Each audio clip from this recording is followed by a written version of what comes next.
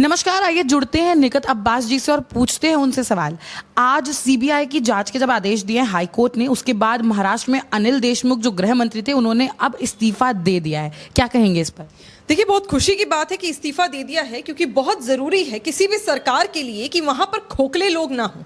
और खोखले जब मैं कहती हूं तो मेरा साफ इशारा वहां होता है जब आप लोग हिंदुस्तान के खिलाफ काम करने लगते हैं, जब आप हिंदुस्तान की जनता को धोखा देने लगते हैं, जब आप सरकार में अपने आप को गृह मंत्री तो बुलाते हैं पर वाकई आप गृह को लूट रहे होते हैं, हिंदुस्तान की जनता को, महाराष्ट्र की जनता को, राज्य को आप लूट रहे हैं, तो इन लोगों का तो रेजिग्नेशन देना इंपॉर्टेंट है। और कहीं ना कहीं मुझे यह भी लगता है कि इन लोगों ने अब अनिल देशमुख के ऊपर कहीं ऐसा दबाव भी बनाया होगा, क्योंकि दबाव तो बनाने की वजह इतनी बड़ी हो जाती है कि जब आप 100 करोड़ से अधिक का घोटाला कर देते हैं, आपकी जितनी पुलिस हो आपके साथ मिली हुई होती है, आपकी जितनी सरकार मंत्री हो आपके साथ मिले हुए होते हैं, तो कहीं ना कहीं आपके ऊपर दबाव बनने लगता है कि पूरी सरकार को बदनाम ना होने दिया जाए, सिर्फ एक व्यक्ति को लाकर खड़ा कर देते हैं।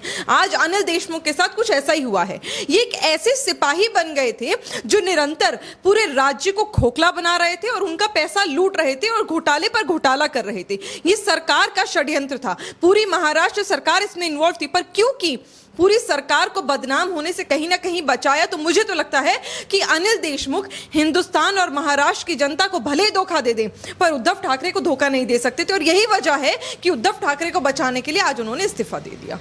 उद्धव ठाकरे को बचाने की अगर बात जो बार बार आपने बोली है, उद्धव ठाकरे पे लेकिन जनता सवाल उठा रही है, साथ ही साथ देवेंद्र फडणवीस हैं वो भी सवाल उठा रहे हैं कि अभी तक सीएम उद्धव ठाकरे क्यों मौन धारण कर रहे हैं, वो कुछ बोल क्यों नहीं रहे। और जनता सोशल मीडिया पर काफी जोर शोर से लगी हुई है और बोल रही है कि अब उद्धव ठाकरे को इस्तीफा देना चाहिए। यही बात तो मैंने कही कि पूरी सरकार कहीं डूब ना जाए, पूरी सरकार कहीं गिर ना जाए, जिसमें तीन पार्टियां हैं। उद्धव ठाकरे शिवसेना की पार्टी है, शरद पवार जी जिनके तो अपने मंत्री ही हैं उनकी पार्टी है, और राहुल गांधी की भी पार्टी है। कहीं पूरी सरकार ना डूब जाए और महाराष्ट्र उनकी मुट्ठी से निकल ना जाए रेत की तरह। यही वजह है कि अनिल देशमुख को मोहरा बनाकर अब उनसे इस्तीफा दिलवाया, क्योंकि अब बहुत सिंपल होने वाला है कि आपके कंधे पर बंदूक रखकर चलाई जाएगी, अनिल देशमुख कंधे के ऊपर बंदूक रखकर चलाई जाएगी और यह साफ कर दिया जाएगा कि जितना घोटाला था वो सारा अनिल देशमुख ने करा था। देखिएगा, 6 महीने का गेम है, 6 महीने खूब गालियां बरसाई जाएंगी महाराष्ट्र सरकार के द्वारा अनिल देशमुख के ऊपर, और उसके बाद देखिए वो माफीनामा देंगे और फिर सरकार में शामिल हो जाएंगे, क्योंकि यही शर्त होगी। क्योंकि मेरा मानना यह है कि अनिल देशमुख की खुद की शर्त यह होगी कि अगर आप पूरी सरकार को बचाना चाहते हैं और पूरी सरकार के घोटाले को बचाना चाहते हैं, या आप नहीं चाहते कि मैं आपको बदनाम करूं, तो मैं सिर्फ और सिर्फ 6 माह के लिए रेजिग्नेशन दूंगा। आप देखिए, ये बात मैंने आज कही है, 6 महीने फिर हो जाए उसके बाद हम यही चर्चा कर रहे होंगे।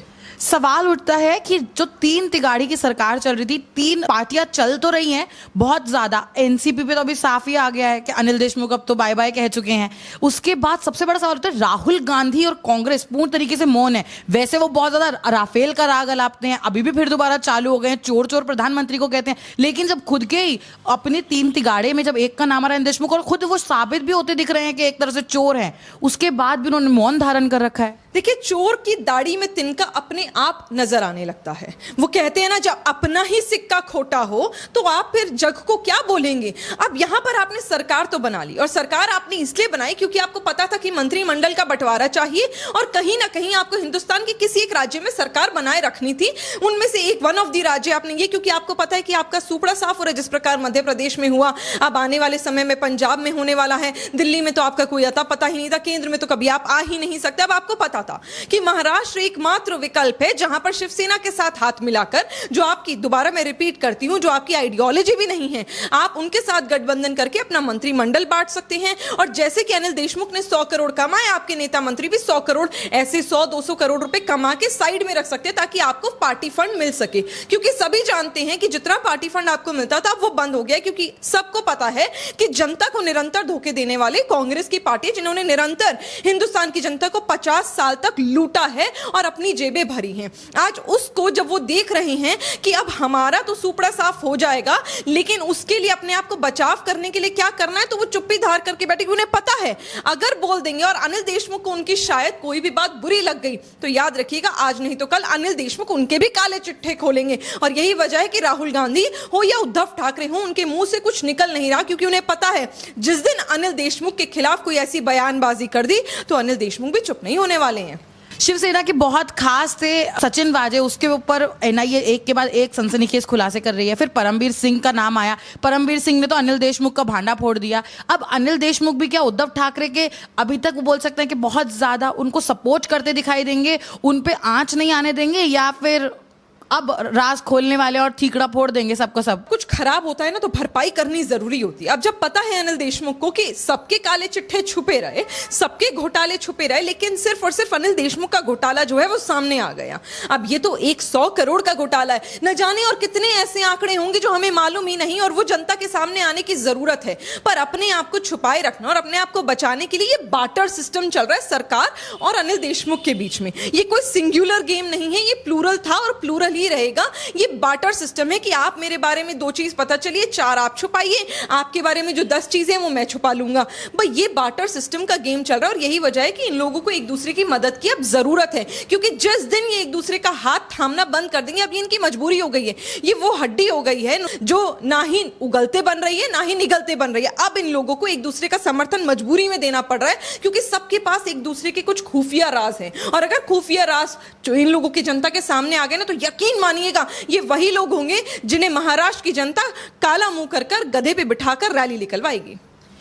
बात हुई कि अगर बोल सकते हैं गृह मंत्री अनिल देशमुख ने, फिर दोबारा मैं ये बोलूंगी, उन्होंने सारी चीजें खुद एक्सेप्ट कर ली, लेकिन जनता की तरफ से ये सवाल उठ रहे हैं कि जब अगर सब कुछ गृह मंत्री के अंडर कंट्रोल में था, तो उद्धव ठाकरे के बेटे बार बार क्यों पुलिस के साथ मीटिंग करते थे, और सचिन वाजे के तार भी उनसे जुड़ते हुए दिख रहे हैं।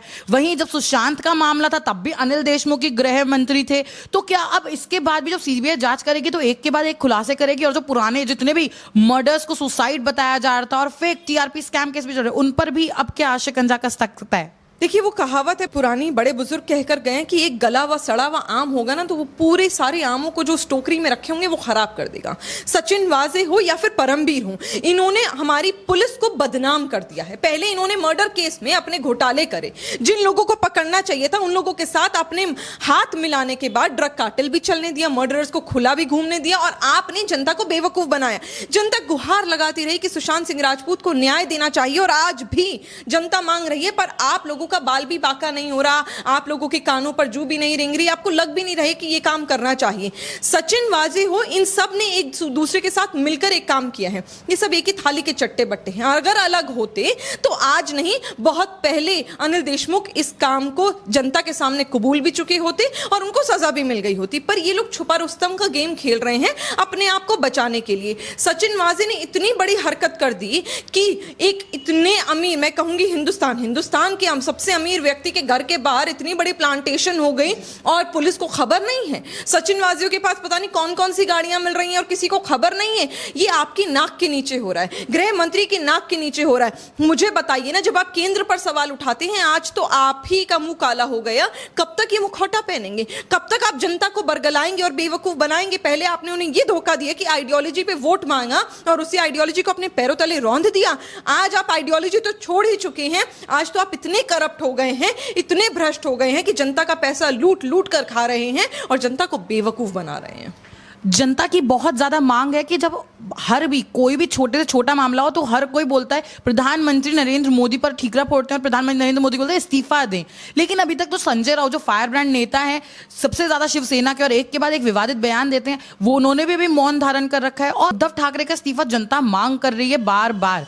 तो उद्धव ठाकरे पर भी अब क्या कड़ा एक्शन होना चाहिए और क्या उनको भी इस्तीफा देना चाहिए जिससे प्रॉपर तरीके से जांच हो पाए? बिल्कुल आपने सही कहा। और जब हम ये बात करते हैं इस्तीफे की, बिल्कुल इन लोगों को आए दिन माननीय गृह मंत्री हमारे जो अमित भाई शाह हैं, माननीय प्रधानमंत्री नरेंद्र भाई मोदी हैं, इनसे निरंतर ये लोग इस्तीफा मांगते रहते हैं। निरंतर ये कहते रहते हैं कि सरकार को आप त्रस्त कर दीजिए और सरकार को साइड कर दीजिए, ये सरकार इस लायक नहीं है। अरे आज तो आप ही के ऊपर छीट है, आप ही के ऊपर लांछन है, आप ही को बताना पड़ेगा कि आपके गृह मंत्री के नाक के नीचे ये काम होते रहे। तो हम कैसे मान ले कि मुख्यमंत्री को इस बात की कोई खबर नहीं थी, कि मुख्यमंत्री के घर पैसे का हिस्सा नहीं गया, 100 करोड़ में से कुछ नहीं गया?